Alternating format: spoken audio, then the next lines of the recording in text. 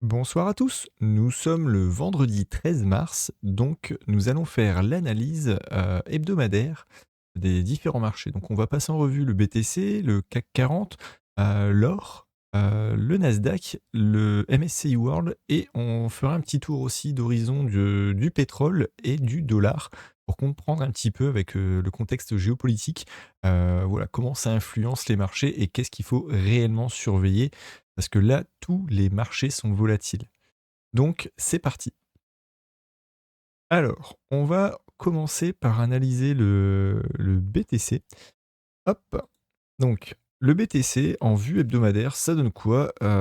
Ça donne qu'il est, voilà, qu'il est toujours dans son range. La semaine dernière, il nous a fait une belle bougie comme s'il voulait monter, finalement totalement ravalé. Donc, c'était des signes de baisse, hein. Donc là, pour rappel, moi, mon scénario, celui que j'envisage toujours, c'est celui de potentiellement aller rechercher cette zone-là.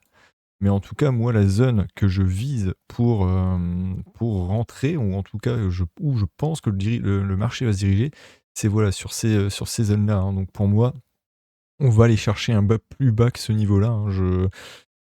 Voilà, mes analyses font penser ça. Le contexte géopolitique, il y a zéro bonne nouvelle. Le marché est tendu. Il y a aucune raison qui ferait que le bitcoin, là, d'un seul coup, il nous ferait il nous reviendrait vers les 92 000. Je n'y crois pas une seule seconde. Par contre, aller rechercher cette zone des 75 000, 80, 79, 80 000, c'est possible parce qu'il y a de la liquidité à aller chercher et je pense qu'on ira la chercher avant de redescendre chercher des plus bas. Alors après les plus bas, je suis pas une oracle, hein, de là à vous dire si ça va être 56 000, 53 000, 46 000.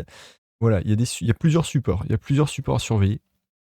Donc là, vous voyez ici, on a un plat, donc potentiellement les 50 000, hein. Globalement, là, c'est 49 000, mais 50 000, c'est un chiffre rond. Les marchés aiment bien les chiffres ronds, donc on pourrait aller chercher 50 000 qui correspondent en plus à ce dernier point bas. Moi, si j'arrive à attraper du BTC à 50 000, voire un peu moins, voilà, c'est ma stratégie personnelle. Sur de l'accumulation long terme, j'essaierai de rentrer du BTC, pas pour le trader, et pour, voilà, pour le garder en long terme, donc plusieurs mois, voire plusieurs années. Donc ceux qui tradent, moi, pour le moment, je serais plus à prendre des positions short, à attendre potentiellement qu'on vienne chercher, les niveaux d'aujourd'hui, hein, on va zoomer un petit peu, ou d'aller rechercher les 79 000 pour là, cette fois, prendre une position à la baisse et d'aller chercher des niveaux plus bas. Toujours en mettant des stop loss au-dessus, finalement de cette zone, hein, voilà, par exemple à 82 000. Donc on met un stop loss, on rentre en position ici et on vise en objectif soit ce dernier point bas, soit des points encore plus bas si on veut être gourmand. Mais globalement, la tendance est baissière, donc là, on prend des positions, en trading à la baisse.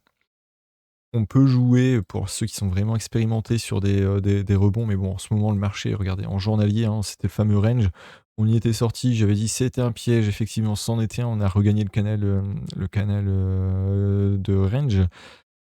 Aujourd'hui, le BTC, je voyais qu'il nous faisait tout à l'heure un petit, 4. Alors moi, j'ai pas cru une seule seconde à cette hausse. Pourquoi? Parce que ici, globalement, il y avait un gros nuage, j'arrête pas de le dire depuis quelque temps, maintenant. Les nuages font office de résistance actuellement, comme le prix est en dessous, et là, vous voyez, il a tenté d'aller dans le nuage et là, pour le moment, il est en train de se faire ravaler totalement.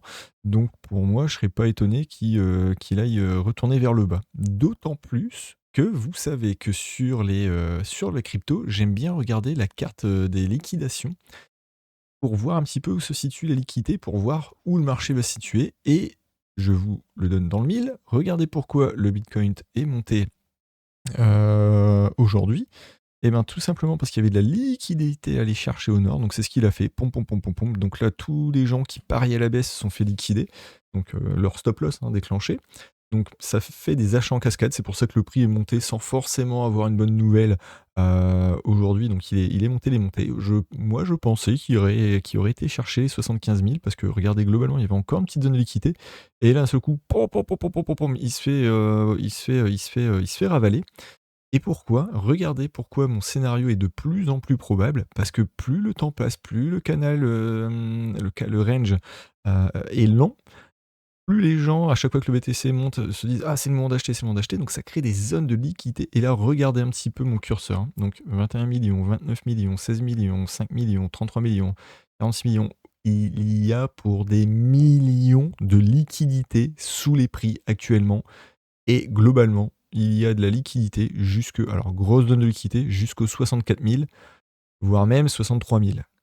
Donc, 64 000, 63 000, globalement, c'est le bas du canal, voire les derniers points bas.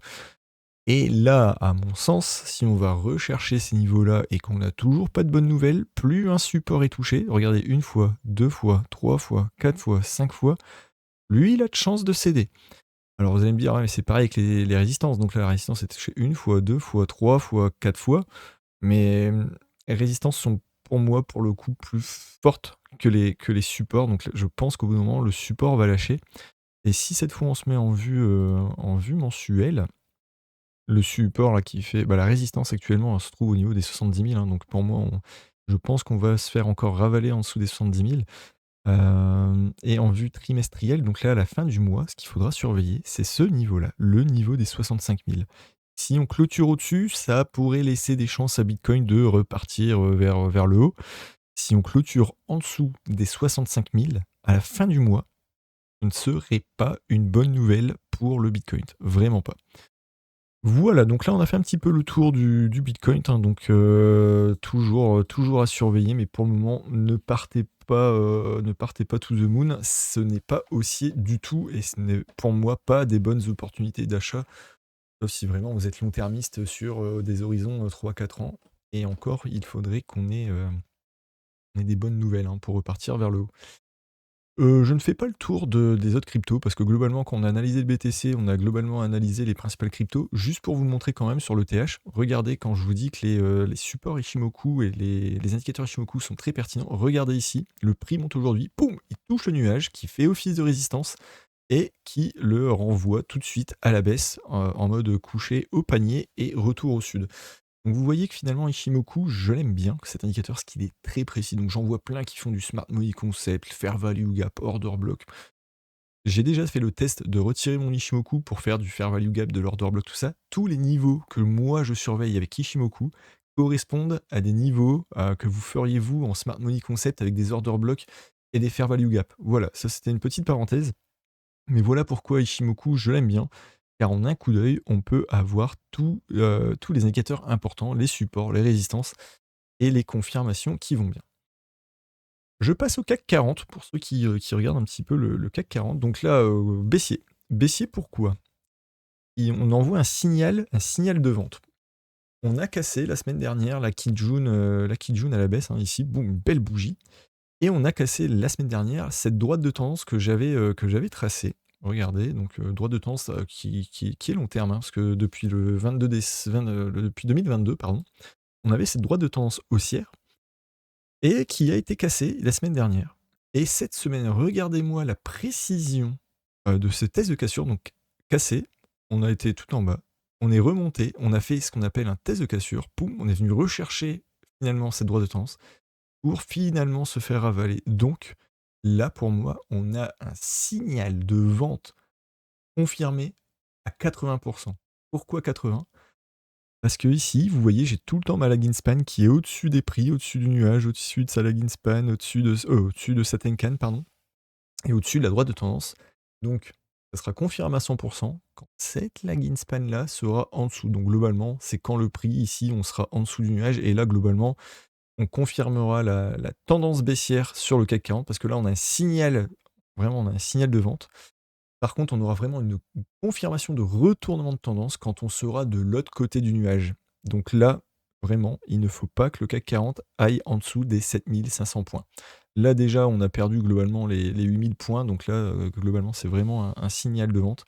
Et si on descend en dessous des 7500 points, là, ce sera fini la tendance haussière. On partira en tendance baissière. Pour l'or. Alors, l'or, en hebdomadaire, toujours haussier. Pourquoi? Parce que voilà, pour le moment, la Tenkan fait office de support ici, on ne l'a pas cassé. Si je me mets en vue journalière, par contre, en très court terme, donc un journalier, on voit que c'est un peu neutre. Et ça, je l'avais déjà prévenu la semaine dernière, que tant que le prix se trouvait entre ici et ici, bah, il n'y avait rien à faire parce que c'était neutre. Pour le moment, la Tenkan fait ici, la Tenkan journalière fait office de résistance, donc les prix sont bloqués par cette Tenkan. Et au sud, donc on a des supports qui sont la Kijun Daily, la Tenkan Weekly, pardon, et le nuage aussi, le nuage daily. Donc on a du support qui tiennent pour le moment. La Lagging Span aussi a du support sur ces niveaux-là, hein, au niveau des 5000 concrètement. Donc tant qu'on est au-dessus des 5000, on peut considérer que l'or peut aller rechercher des points hauts. Par contre, si on venait à passer en dessous des 5000, je pense qu'il irait chercher les 6000, les 4620. D'ailleurs, moi j'ai mis un ordre d'achat, je me suis dit, sur un malentendu, on pourrait aller chercher avec une belle mèche comme ici, on pourrait aller chercher ce niveau là des 4000, des 4620 pour repartir ensuite faire un petit poum. Mais ça c'est toujours en trading agressif. Normalement, on est censé attendre qu'il tape ici, qu'il clôture au-dessus pour dire ouais c'est bon, le support est tenu.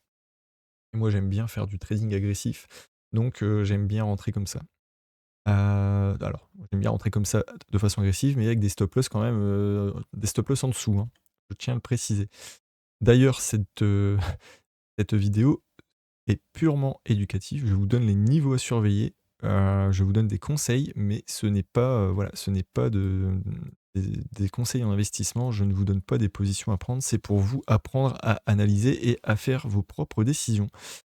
Alors, sur le MSCI World, donc le CW8, pour ceux qui ont des ETF sur le MSCI World, globalement en hebdomadaire, regardez, c'est beau ce qu'on a fait. Cette semaine, on est venu aller chercher cette Kijun Weekly. Alors, c'est beau sans être beau. Pourquoi? Parce que ça fait longtemps, donc depuis 2025, mai 2025, on n'avait pas été chercher finalement cette Kijun. Donc, même la Tenkan faisait office de support. Là, on voit que le support commence à affaiblir. Là, on va chercher la Kijun. Donc, ça, c'est à surveiller. Ce niveau-là, les 600 globalement, là, sont à ne pas casser, parce que là, on est passé sous la Tenkan, donc alerte, fin de tendance haussière, en tout cas alerte de pause dans la tendance haussière. Et là, le signal de vente sera déclenché par la cassure de ce niveau-là. Donc si je me mets en daily, et ben là, c'est neutre. Pourquoi? Parce qu'on est dans le nuage. Donc le nuage, quand on le prix dans le nuage, il n'y a rien à faire. C'est-à-dire que les vendeurs et les acheteurs se neutralisent, en tout cas à court terme. Euh, En gros support, donc on a cette fameuse Kijun Weekly. D'ailleurs, moi, je suis pas rentré. Je l'analyse, je le surveille depuis un moment pour prendre des positions pareilles, hein, sur du long terme, 5-10 ans. Et je l'ai pas pris parce qu'avec le contexte en ce moment, géopolitique, etc., je ne vois pas pourquoi on aurait des bonnes nouvelles qui feraient qu'on repartirait tout de suite au nord. Mais par contre, je pense qu'on pourrait partir également, casser ce support et aller chercher des niveaux plus bas. Donc voilà, pour le moment, pour le moment, c'est très, très incertain avec le contexte géopolitique. Ce qui me permet de faire une petite transition et de dire qu'est-ce qu'il faut surveiller en ce moment et pourquoi, par exemple, le Bitcoin a un peu du mal à décoller, pourquoi il est freiné? Eh ben, on va regarder, le dollar. Le dollar, regardez, je vais me mettre en vue semaine pour qu'on prenne du recul. Eh ben, le dollar, là, il nous fait une belle percée et lui, pour le coup, là, il traverse son nuage. Et il a l'air de le traverser avec force, hein. Ce que vous voyez là, j'ai un beau corps de bougie, j'ai pas de mèche, donc là pour le moment, il n'y a que des acheteurs de dollars. Pourquoi le dollar monte? Parce que comme vous le savez, avec la guerre en ce moment en Iran, le détroit d'Horsmund est bloqué. Donc 20% des exportations mondiales de pétrole sont bloquées. Ce qui fait que dans le monde entier, on va manquer de pétrole. Du coup, qu'est-ce qui se passe? Bah, le deuxième plus grand exportateur de pétrole au monde, c'est les États-Unis. Les États-Unis, pour leur acheter du pétrole, bah, il faut le faire en dollars. Du coup, tous les pays du monde qui doivent acheter du pétrole achètent du dollar. Et c'est pour ça qu'on a le dollar qui monte. Le dollar qui monte pour le Bitcoin, c'est pas une bonne nouvelle.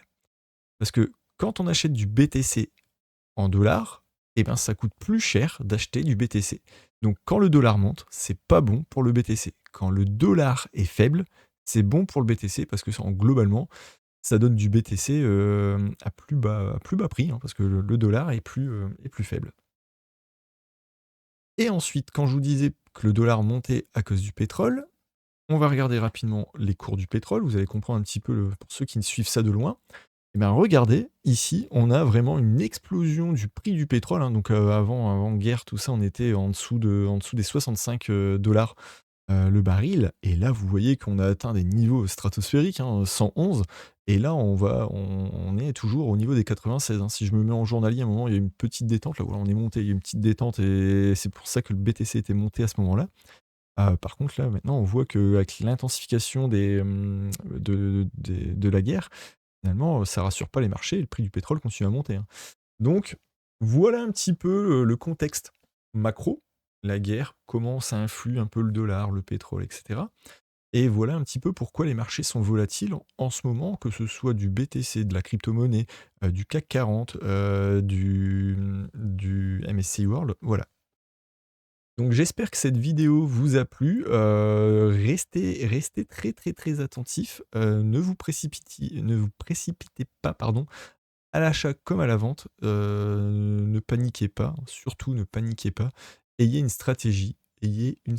C'est le seul mot que j'ai à dire. Si vous avez une stratégie, ça devrait bien se passer et il ne faut surtout pas, trader avec de l'émotion, acheter parce que tout le monde achète, vendre parce que tout le monde vende. C'est les pires erreurs que vous pourriez faire. Essayez de comprendre par vous-même, de vous renseigner, c'est les meilleures choses que vous avez à faire pour vous, trader et réfléchir, prendre vos propres décisions. D'ailleurs, ne suivez pas à la lettre tout ce que je dis. Essayez de comprendre un petit peu mon raisonnement pour ensuite faire votre propre raisonnement et faire vos propres analyses. Ce sera toujours plus efficace que de suivre des gens, surtout sur les réseaux sociaux. Voilà, je vous souhaite à tous une excellente soirée et un excellent week-end et à la semaine prochaine.